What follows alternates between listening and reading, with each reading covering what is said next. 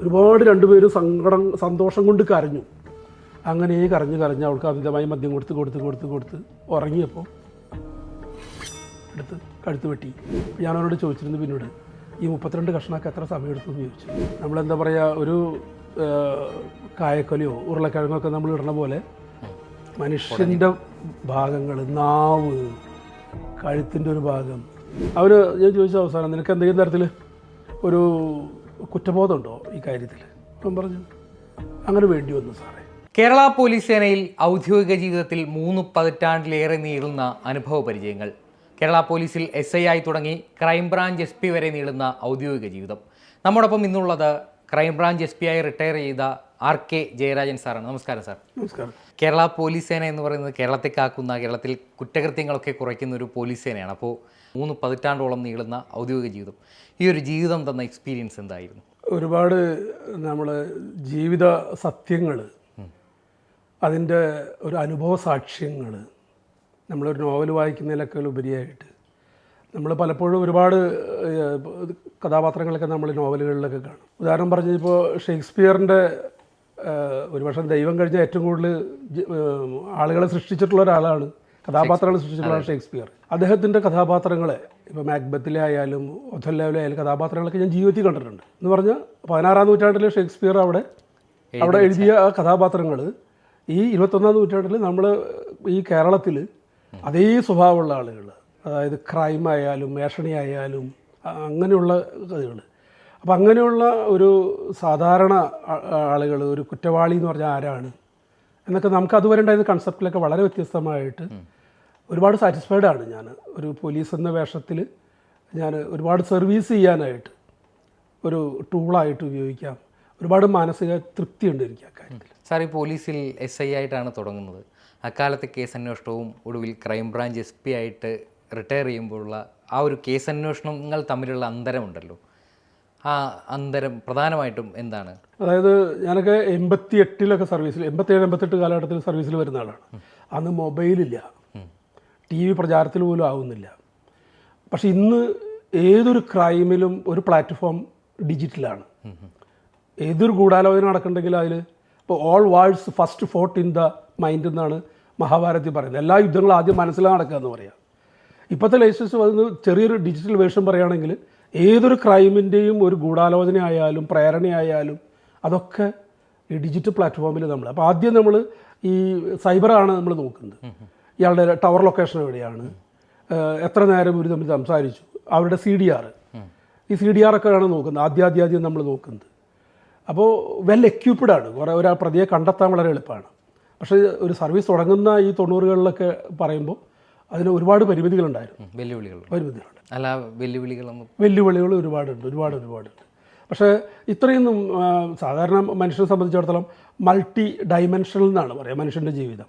പക്ഷെ ഇത്രയും ഡൈമെൻഷൻസ് ഒന്നും അക്കാലത്തില്ല. ക്രൈമിനൊക്കെ ഒരു പാറ്റേൺ ഉണ്ട്. ഒരു മർഡർ, അല്ലെങ്കിൽ റേപ്പ്, അല്ലെങ്കിൽ മോഷണം, അങ്ങനെ പറയുന്ന ആ ഒരു പഴയകാലത്തെ ആ ക്രൈം റേറ്റുകൾ തന്നെയായിരുന്നു. പക്ഷെ ഇന്ന് പറയാൻ കഴിയില്ല. ഇന്നെന്ന് പറഞ്ഞു കഴിഞ്ഞാൽ പലരും സിനിമ കാണുന്നതും കൊറിയൻ സിനിമ കാണുന്നതും എങ്ങനെ പോലീസിനെ ശ്രദ്ധ തെറ്റിച്ച് ഒരു ക്രൈം ചെയ്യാൻ പറ്റുന്നുള്ളതാണ്. അതിനാണ് ഒരു സിനിമയ്ക്ക് പോലും ഏറ്റവും കൂടുതൽ വ്യൂവേഴ്സ് വരുമ്പോൾ അതിൻ്റെ നോക്കുമ്പോൾ അറിയാൻ പറ്റും. അതൊക്കെ ഇപ്പോൾ ലേറ്റസ്റ്റ് ട്രെൻഡ് പോലും ഭർത്താവിന് ഭാര്യയായാലും സുഹൃത്തിനെ ആയാലും ഏറ്റവും അടുത്ത ആളെ ആയാലും ഒരാളെ ഫിനിഷ് ചെയ്യണമെങ്കിൽ ആർക്കും പിടികൊടുക്കാത്ത രീതിയിൽ, അത് വൈറ്റ് കോളർ ക്രൈംസ് ഒന്നും പറയാൻ പറ്റില്ല, വളരെ മാന്യമായിട്ട് നടക്കുന്ന ആളുകളൊക്കെ ആയിരിക്കാം. അപ്പോൾ അങ്ങനെ ഒരു മൾട്ടി ഡൈമെൻഷനിലാണ് ഇപ്പോഴത്തെ ഒരു ക്രൈം. പണ്ടത്തെന്ന് പറഞ്ഞാൽ കുറേ കൂടി എളുപ്പമാണ് നമ്മൾ ആ കാര്യത്തിൽ പ്രതിയെ കണ്ടെത്താനായിട്ട്. അങ്ങനെ കൃത്യമായിട്ട് ഈ സിനിമ അല്ലെങ്കിൽ മറ്റേതെങ്കിലും മാധ്യമത്തിലൂടെ കണ്ട് പരിചയിച്ചൊരു രീതി കൃത്യമായിട്ട് പോലീസിനെ കബളിപ്പിക്കാൻ വരെ തക്ക തെളിവുകൾ ഉണ്ടാക്കി മാനിപ്പുലേറ്റ് ചെയ്യുന്ന രീതിയിൽ ഒരു ക്രൈം ചെയ്തൊരു സംഭവം സാറിൻ്റെ കരിയറിൽ ഉണ്ടായിട്ടുണ്ട്? കണ്ണൂർ ജില്ലയിൽ തളിപ്പറമ്പ് DYSP ആയിരിക്കുന്ന കാലഘട്ടം 2008. അവിടെ ഈ പയ്യന്നൂരിനടുത്ത് പെരിങ്ങോം എന്ന് പറയുന്ന ഒരു പോലീസ് സ്റ്റേഷൻ ഉണ്ട്. ആ പെരിങ്ങോം പോലീസ് സ്റ്റേഷൻ അതിർത്തിയിൽ ഒരു കർക്കിടക മാസ സമയം, ഒരു ജൂൺ ജൂലൈ മാസത്തിൽ ഒരു റിപ്പോർട്ട് കിട്ടി. ഒരു വീട്ടിൽ ഒരു സ്ത്രീയെ കാണാനില്ല. ആ വീട്ടിനകത്ത് സംശയാസ്പദമായ രീതിയിൽ ഒരു ചാക്ക് കെട്ട് അവിടെ ഇരിപ്പുണ്ട്. അപ്പോൾ അത് പെട്ടെന്ന് പോലീസ് എത്തണം എന്ന് പറഞ്ഞിട്ട് പയ്യന്നൂർ CA എന്നെ വിളിക്കുകയാണ്. അപ്പോൾ ഞാനവിടെ ഇവിടുന്ന് അവിടെ എത്തണം എന്നുണ്ടെങ്കിൽ 1.5 മണിക്കൂറെങ്കിലും എടുക്കും ഈ പെരുങ്ങോ. അപ്പോൾ സിയോട് പെട്ടെന്ന് എല്ലാം പറഞ്ഞു. അവിടെ സീൻ ഗാർഡൊക്കെ ഇട്ടു, മറ്റു കാര്യങ്ങളൊക്കെ ചെയ്തു. അപ്പോൾ അവിടെ കിട്ടിയൊരു അറിവ് എങ്ങനെയാണെന്ന് വെച്ചാൽ, അവിടെ ഒരു ഭാര്യയും ഭർത്താവ് മാത്രമാണ് ഈ വീട്ടിൽ താമസിക്കുന്നത്. ഇവർ ഇടുക്കിയിൽ കട്ടപ്പന എന്ന് പറയുന്ന സ്ഥലം തന്നെ എൻ്റെ ഓർമ്മ, അവിടെ നിന്ന് ഒളിച്ചോടിപ്പോയവരാണ്. നമ്മൾ മലയാളത്തിൽ അങ്ങനെ, ഇംഗ്ലീഷിൽ നമ്മൾ എലോപ്പ് എന്ന് പറഞ്ഞാലും മലയാളത്തിൽ പറയുമ്പോൾ ഒളിച്ചോടുക എന്നാണല്ലോ പറയുക ശരി. അപ്പോൾ അവിടെ നിന്നൊരു വെളുപ്പാങ്കാലത്ത് ആദ്യത്തെ ബസ്സിന് അവർ സിറ്റിയിലേക്ക് വന്നതാണ്. അങ്ങനെയാണ് ഈ ഹൈ റേഞ്ച് ഏരിയകളിലൊക്കെ ടൗണിന് സിറ്റി എന്നാണ് വിളിക്കുക. അവർ പറഞ്ഞ വാക്കുകളാണ് ഞാൻ വീണ്ടും റിപ്പീറ്റ് ചെയ്യുന്നത്. അങ്ങനെ സിറ്റിയിലേക്ക് വെളുപ്പാങ്കാലത്ത് 2 പേരും കൂടി ബസ് കയറി പോകുന്നു. അങ്ങനെ അവിടെ ഒളിച്ചോടാനുള്ള സാഹചര്യം എന്ന് പറഞ്ഞു കഴിഞ്ഞാൽ, ഇതിൽ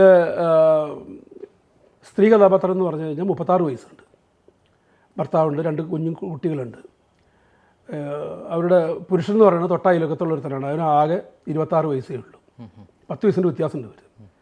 അപ്പോൾ ഇവളുടെ ഭർത്താവ് മദ്യപാനിയാണ്, ഒരുപാട് ഉപദ്രവിക്കും, ഇവളെ കെയർ ചെയ്യില്ല. അപ്പോൾ ഇത് കണ്ട് അങ്ങനെ ഒരു സാന്ത്വനമൊക്കെ ആയിട്ട് ചെന്നാണ് ഈ അയൽവാസിയായിട്ടുള്ള ചെറുപ്പക്കാരൻ. അവർ തമ്മിൽ പ്രണയം മൂത്തു.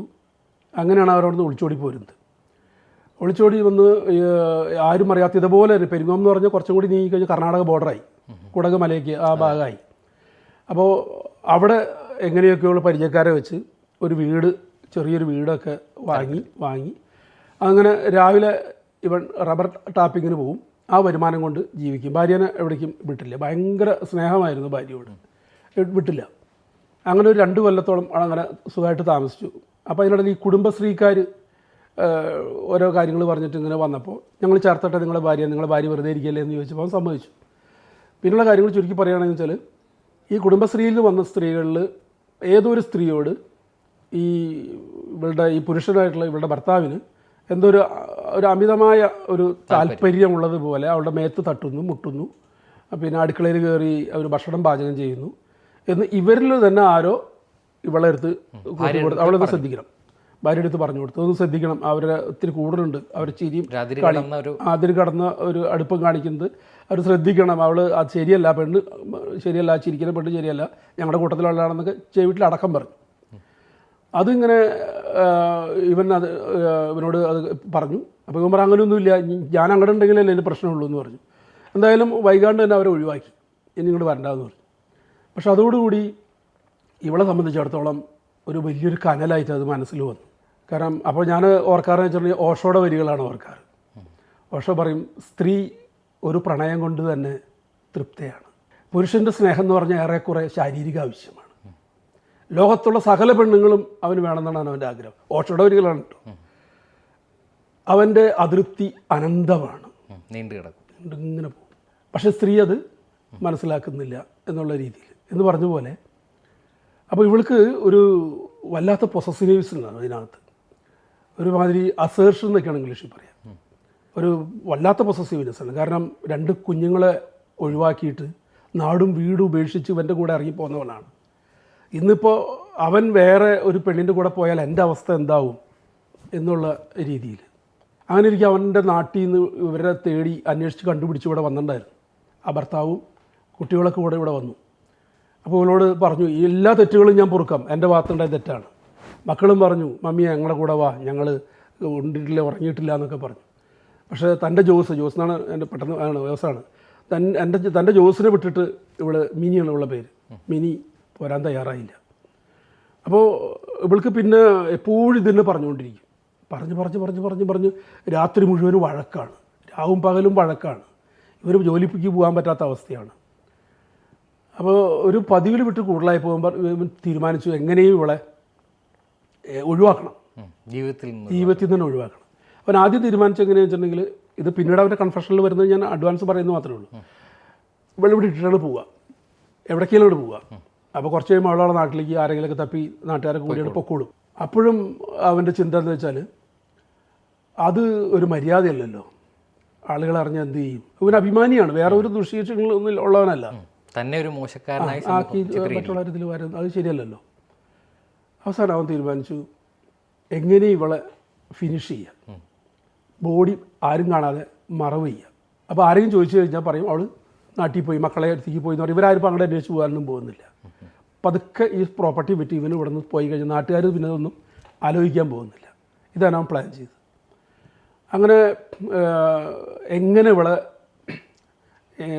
ഫിനിഷ് ചെയ്യും, എങ്ങനെ അവസാനിപ്പിക്കും, വിഷം കൊടുത്ത് കൊല്ലാമെന്ന് ആദ്യം വിചാരിച്ചു. അപ്പോൾ ഇവൾക്കാണെങ്കിൽ ഇനി കുട്ടികളുണ്ടാവില്ല, അവൾ പ്രസവമൊക്കെ നിർത്തിയാണ് നേരത്തെ തന്നെ. അപ്പോൾ അങ്ങനെ ഒരു ഭാവി ഒന്നും അതിനകത്തില്ല. അപ്പോൾ അത്യാവശ്യം തടിച്ച ശരീരമാണ്. പിന്നെ കൊന്ന് ചെയ്ത് കഴിഞ്ഞാൽ എന്തായാലും ഇവനാണെന്ന് സംശയിക്കും. അങ്ങനെ ഒരുപാട് ആലോചിച്ച് ഇവൻ പയ്യന്നൂർ ടൗണിൽ പോയിട്ട് ആക്സോ ബ്ലേഡും വലിയ വാളും വാങ്ങിച്ചിട്ട് വന്നു, ചെറിയ വാള്. എന്നിട്ടാണ് ഈ ഒരു രാത്രി അവന് കുറേ ബിരിയാണിയും ബ്രാൻഡിയൊക്കെ വാങ്ങിച്ച് ഇവിടെ വന്ന് അവൻ പറഞ്ഞു, ഇന്നത്തെ രാവ് നമുക്ക് നാട് ആഘോഷിക്കാം, ഒരുപാട് സന്തോഷമുള്ളൊരു ദിവസമാണ് എനിക്ക്, നമുക്കെല്ലാം മറക്കാം. അപ്പോൾ എനിക്ക് ഓർമ്മ വരുന്നത് ഈ ഒഥല്ലോൻ്റെ കാമുകി ഡെസ്ഡെമോണ വെനീസിലെ രാജകുമാരിയായിരുന്നു. ഇവർ രണ്ടുപേരും കൂടിയും, ഇയാളാണെങ്കിൽ അവിടുത്തെ പട്ടാള മേധാവി നീഗ്രോ ആണ്. പക്ഷേ വീരകഥകൾ കേട്ട് പ്രണയം വന്ന് അങ്ങനെ ഒളിച്ചോടി ദ്വീപിൽ പോയി താമസിക്കുകയാണ്. അങ്ങനെയാണ് പിന്നീട് അവിടെ കാഷ്രിയും ഈ യാഗമൊക്കെ വന്ന് സംശയരോഗം ഉണ്ടാക്കി അങ്ങനെ ഇവളെ കൊല്ലാൻ പോവുകയാണ്. ഡെസ്ഡെമോണയെ കൊല്ലാൻ വേണ്ടി ഒരവാൾ എടുക്കുമ്പോഴാണ് അവൾ പറയുന്ന ഡയലോഗുണ്ട് ഷേക്സ്പിയറിൻ്റെ, ഇന്നൊരു രാത്രി കൂടി എനിക്ക് തരൂ ഒത്തല്ലോ ലോഡ്. കാരണം എനിക്ക് ഒന്നുകൂടി ആകാശത്തെ നക്ഷത്രങ്ങളും ഈ ചന്ദ്രനെയൊക്കെ ഒന്ന് കണ്ട് ഞാനൊന്ന് ആസ്വദിച്ചോട്ടെ ജീവിതം, നാളെ രാവിലെ നിങ്ങൾ എന്നെ കൊന്നോളൂ എന്ന് പറയുന്നൊരു രംഗമുണ്ട്. ഏതാണ്ട് സമാനമാണ്. അത് ഞാൻ പറഞ്ഞ ഷേക്സ്പിയറിൻ്റെ അതുകളൊക്കെ ഞാൻ ജീവിതത്തിൽ കണ്ടു എന്ന് പറഞ്ഞത് അതുകൊണ്ടാണ്. അങ്ങനെ ഇവർ രണ്ടുപേരും കൂടി മുറ്റത്ത് ഒരു പായ വിരിച്ച് കിടന്നു. അവിടെ ഈ ഭക്ഷണവും മദ്യവും ഒക്കെ കൊണ്ടുവന്ന് വന്നു. രണ്ടുപേരും കെട്ടിപ്പിടിച്ച് ഇങ്ങനെ നേരം വിളക്കുന്നവരെ ആകാശത്തേക്ക് ഇങ്ങനെ നോക്കി ഇങ്ങനെ അവിടെ കിടന്നു. ഇവൻ മൂളിപ്പാട്ട് പാടി, അവളും മൂളിപ്പാട്ട് പാടി. ഒരുപാട് രണ്ടുപേരും സന്തോഷം കൊണ്ട് കരഞ്ഞു. അങ്ങനെ കരഞ്ഞ് അവൾക്ക് അമിതമായി മദ്യം കൊടുത്ത് ഉറങ്ങിയപ്പോൾ എടുത്ത് കഴുത്ത് വെട്ടി. അത് 32 കഷ്ണമാക്കി ആക്സോ ബ്ലേഡ് വെച്ച്. അപ്പോൾ ഞാൻ അവരോട് ചോദിച്ചിരുന്നു പിന്നീട്, ഈ 32 കഷ്ണമൊക്കെ എത്ര സമയം എടുത്തു എന്ന് ചോദിച്ചിരുന്നു. എപ്പോൾ തുടങ്ങിയെന്ന് ചോദിച്ചു. ഒരു 11 മണി 11:30 ആയിട്ടുണ്ടാവും സാർ മിക്കവാറും. വെളുപ്പിന് 4:30-5 മണിയായി കഴിഞ്ഞപ്പോൾ. അപ്പോൾ അത് ഒരു ചാക്കിൽ തന്നെ ആക്കാൻ വേണ്ടിയിട്ട് വീണ്ടും ചെറിയ ആക്സോ ബ്ലേഡായിരുന്നു പറഞ്ഞു. അപ്പോൾ എനിക്ക് സംശയം വേറെ ആരെങ്കിലും ഒരു ഹെൽപ്പ് ഉണ്ടാവുന്നുള്ളതായിരുന്നു ഇൻവെസ്റ്റിഗേഷനിൽ. അത് ഉണ്ടായില്ല എന്നാണ് മനസ്സിലാക്കുന്നത്. അങ്ങനെ അത് അടുക്കളയിൽ കൊണ്ടുവച്ചു, താങ്ങി വലിച്ച് അവിടെ അടുക്കളയിൽ ചാരി വെച്ചു. അപ്പോൾ തൊട്ടപ്പുറത്തൊരു തോട് പോകുന്നുണ്ട്, വെള്ളം പോകുന്ന ചാല് പോകുന്നുണ്ട്. അപ്പോൾ അതിൽ കൊണ്ട് ഇടാമെന്നാണ് അവൻ്റെ പരിപാടി. അപ്പോൾ അതങ്ങനെ അങ്ങോട്ട് പൊക്കോളും, പുഴയിൽ കൂടെ അത് ഏതെങ്കിലും പുഴയിൽ കയറി ചെന്ന് പോടും. അപ്പോൾ അവനങ്ങനെ പെട്ടെന്ന് വലിച്ചു നോക്കുമ്പോൾ ഭയങ്കര വെയിറ്റ്, ഇത്തിരി ദൂരമുണ്ട്. അപ്പോൾ നേരം വെളുക്കാൻ തുടങ്ങി 5:30. അപ്പോൾ ഈ ആളുകൾ ഈ റബ്ബർ ടാപ്പ് ചെയ്യുന്നവരൊക്കെ നേരത്തെ ഇറങ്ങും. അപ്പോൾ സഞ്ചാരം ഉണ്ട്, തൊട്ടടുത്ത വീടുകളില്ലെങ്കിലും ആൾക്കാർക്ക് കാണാം കുറച്ച് അകലം നോക്കിയിട്ട്. അപ്പോൾ അന്നത്തെ അവൻ അത് ശ്രമം ഉപേക്ഷിച്ചു. അന്ന് അതവിടെ വെയിറ്റ് ചെയ്തു. അതിൻ്റെ അടുത്ത ദിവസം രാത്രിയായപ്പോൾ അവൻ്റെ അയൽവാസിയായിട്ടുള്ള ഒരാളോട് പറഞ്ഞു, ഒരു പന്നി കൂട്ടിൽ പെട്ടിട്ടുണ്ട്, അത് ഫോറസ്റ്റുകാർ അറിഞ്ഞിട്ടുണ്ടെന്നുണ്ട്, ഞാനതിനെ നിങ്ങൾക്കെല്ലാം സപ്ലൈ ചെയ്യാമെന്ന് വെച്ചിട്ട് ചാക്കിലാക്കി വെച്ചിരിക്കുകയായിരുന്നു. നമുക്കൊരു കാര്യം ചെയ്യാം, നമുക്ക് കൊണ്ട് ആ തോട്ടിൽ കൊണ്ട് അതിനോട് കളയാം, അത് എവിടെയെങ്കിലും പൊക്കോട്ടെ. അപ്പോൾ അയാൾക്കൊരു സംശയം, കാരണം 2 ദിവസമായിട്ട് ഭാര്യനോട് കാണുന്നില്ല, ഇങ്ങനൊരു ചാക്കിൻ്റെ കഥ പറയണം, അവൻ്റെ പരിഭ്രമം അവൻ്റെ വാക്കുകളിലൊക്കെ. അപ്പോൾ അവൻ പറഞ്ഞു ശരി നോക്കട്ടെ എന്ന് പറഞ്ഞു. അയാൾ നേരെ പഞ്ചായത്ത് മെമ്പറെ വിളിച്ചു പറഞ്ഞു. പഞ്ചായത്ത് മെമ്പർ നേരെ പോലീസിനെ വിളിച്ചു പറഞ്ഞു. എന്നിട്ടാണ് അവിടേക്ക് ചെല്ലുന്നത്. അപ്പോൾ ഇപ്പോഴും ഓർക്കുന്നുണ്ട്, ഒരു ജീപ്പൊക്കെ അകലെ കൊണ്ട് നിർത്തിയിട്ട് ഒരു വലിയൊരു ഹൈ റേഞ്ച് പോലുള്ള സ്ഥലത്തിൻ്റെ മുകളിലൊരു കുടിലാണ്. നമ്മുടെ പത്മരാജൻ്റെയൊക്കെ ഒരു ചെറുതുണ്ട്, സിനിമയാക്കിയതാണ് എന്തോ, അതിനകത്തുണ്ട് ഇങ്ങനെ വളഞ്ഞ് പോയിട്ട് അതിൻ്റെ മുകളിൽ ഇങ്ങനെ വരുന്ന ഒരു സുരേഷ് ഗോപി കഥാപാത്രമൊക്കെ ആയിട്ട്. അപ്പോൾ അതുപോലെ ഉള്ളൊരു ഓർമ്മയാണ് അതിനകത്ത്. മുകളിൽ ഇങ്ങനെ വഴുക്ക് ഇതൊക്കെ ആയിട്ട് അവിടെ ചെല്ലുമ്പോൾ ഇവനിങ്ങനെ ഒന്നും അറിയാത്ത പോലെ നിൽക്കുന്നുണ്ട്, തുറന്നിട്ടില്ല, ചാക്ക് തുറന്നിട്ടില്ല.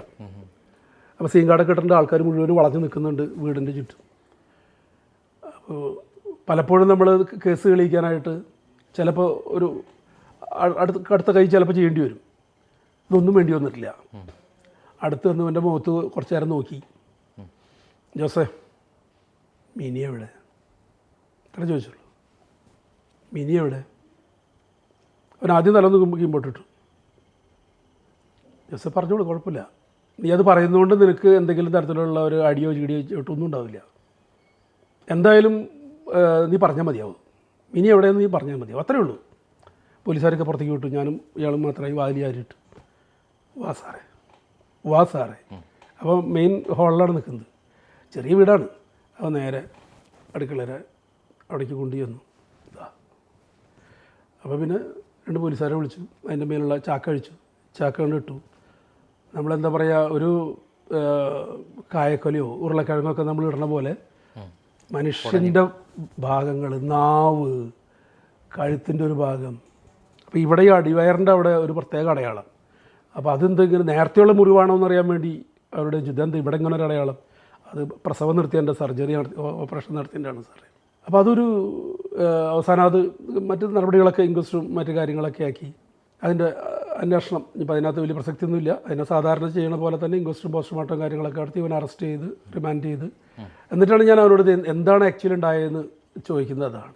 എനിക്ക് ഭാര്യയെ കൊല്ലാൻ മാത്രം നിനക്ക് എന്ത് വൈരാഗ്യം? നമുക്കത് ഒരാൾ പറഞ്ഞുകൊണ്ട് മാത്രമായില്ലല്ലോ. ഒരാൾ ഒരു കൺഫെഷൻ പറഞ്ഞു കഴിഞ്ഞാൽ, ഒരു കുറ്റസമ്മതം പറഞ്ഞു കഴിഞ്ഞാൽ അത് കൊറാബറേറ്റ് ചെയ്യണം. അതിൻ്റെ സാഹചര്യങ്ങൾ ഫാക്റ്റുകളായിട്ട് ഇത് ചെയ്യണം. അല്ലെങ്കിൽ ചിലപ്പോൾ തെറ്റിപ്പോവും. ചിലപ്പോൾ ഇതൊന്നും ആവില്ല വാസ്തവം. നമ്മളിത് കേട്ടു, നമുക്ക് ആദ്യം ആവശ്യം ഈ ഉപയോഗിച്ച വെപ്പണ ഏതൊക്കെയാണ്, അതാണ് ഏറ്റവും പ്രധാന ക്രൂഷ്യലായിട്ടുള്ളത്. അതവന് വിറക് വരെ അവിടെ കൊണ്ടുവന്ന് അത് ബ്ലഡ് സ്റ്റെയിൻഡ് ആണ്. ആക്സോ ബ്ലേഡ് അത് ബ്ലഡ് സ്റ്റെയിൻഡ് ആണ്. അപ്പോൾ നമുക്ക് ശാസ്ത്രീയമായിട്ടുള്ള പല കാര്യങ്ങളൊക്കെ കിട്ടി. അങ്ങനെ അവസാനം അവന് ഞാൻ ചോദിച്ച അവസാനം നിനക്ക് എന്തെങ്കിലും തരത്തിൽ ഒരു കുറ്റബോധമുണ്ടോ ഈ കാര്യത്തിൽ? അവൻ പറഞ്ഞു അങ്ങനെ വേണ്ടി വന്നു സാറേ. അപ്പോൾ ഞാൻ ആലോചിക്കുന്നത് ഈ ചാൾസ് ശോഭരാജ് ഉണ്ടല്ലോ, in the heart of the bikini killer എന്നൊക്കെ പറയുന്ന പുസ്തകം എഴുതിയിട്ടുള്ള ചാൾസ് ശോഭരാജ്, അയാളുടെ ഡയലോഗുണ്ട്. ഏറ്റവും കൊലപാതകങ്ങൾ നടത്തിയിട്ടുള്ള ഒരാളാണ്. അതായത് ഇപ്പോൾ ഹിപ്പീസം വന്നിരുന്ന കാലഘട്ടത്തിൽ അയാൾക്ക് അതിനോട് ഭയങ്കര എതിർപ്പായിരുന്നു. അപ്പോൾ തായ്ലൻഡിൽ പിന്നെ അമേരിക്കയിൽ അവിടെയൊക്കെ പോയിട്ട് അങ്ങനെയുള്ള ആളുകളൊക്കെ ഒരു കാര്യമില്ലാണ്ട് കൊല്ലും. അപ്പോൾ ഒരു ഇൻ്റർവ്യൂവിൽ ഈ ജയിലിൽ കിടന്നിട്ട് അയാൾ പിന്നെ പുറത്ത് വന്നു കുറച്ച് കാലം. ആ സമയത്ത് ഒരു ഇൻ്റർവ്യൂവിൽ ചോദിക്കുന്നുണ്ട് അയാളോട്, നിങ്ങൾ വാസ്തവത്തിൽ നിങ്ങളുടെ ജീവിതത്തിൽ എത്ര പേരെ കൊന്നിട്ടുണ്ടാവും എന്ന് ചോദിക്കുന്നുണ്ട്. അപ്പോൾ അയാൾ മറുപടി, നിങ്ങൾ ജീവിതത്തിൽ എത്ര ചപ്പാത്തി കഴിച്ചിട്ടുണ്ടെന്ന് നിങ്ങൾക്ക് പറയാൻ പറ്റുമോ? അത്രയും എണ്ണമറ്റ കൊലപാതകങ്ങൾ നടത്തിയിട്ടുണ്ടെന്ന് അർത്ഥം. അപ്പോൾ അയാളോട് ചോദിക്കുന്നുണ്ട്, എന്താണ് ഒരാളെ കൊലയാളിയാക്കുന്നത്? അതിന് മറുപടി വികാരങ്ങൾ. എൻ്റെ മലയാള വേർഷനാണ് ഞാൻ പറയുന്നത്, വികാരങ്ങൾ. ഇപ്പോൾ അയാൾക്ക് നേപ്പാൾ ജയിലിലാണ്. ഒരു 3-4 കൊല്ലം മുമ്പ് വരെ അയാൾ ജയിലിലുണ്ട്. വളരെ സുമുഖനായ 70 വയസ്സോളം പ്രായമുള്ള ചുവന്ന കവളുകൾ, അങ്ങനെയൊക്കെയാണ് അതിനെക്കുറിച്ച് പറയുന്നത്. വികാരങ്ങൾ, അതായത് തനിക്ക് നിയന്ത്രിക്കാനാവാത്ത വിധം കവിഞ്ഞു മറിയുന്ന വികാരങ്ങളോ അല്ലെങ്കിൽ തികഞ്ഞ നിർവികാരത, ഇത് രണ്ടൊന്നാണ് കൊലയാളിയാക്കുന്നതാണ് ഈ ചാൾസ് ശോഭരാജിൻ്റെ വരികൾ. എന്ന് പറയുന്ന പോലെ ഇതിലേതെങ്കിലും ഒരു ഘടകമായിരിക്കാം അയാളെ ഈ ഇതിന് പ്രേരിപ്പിച്ചത്.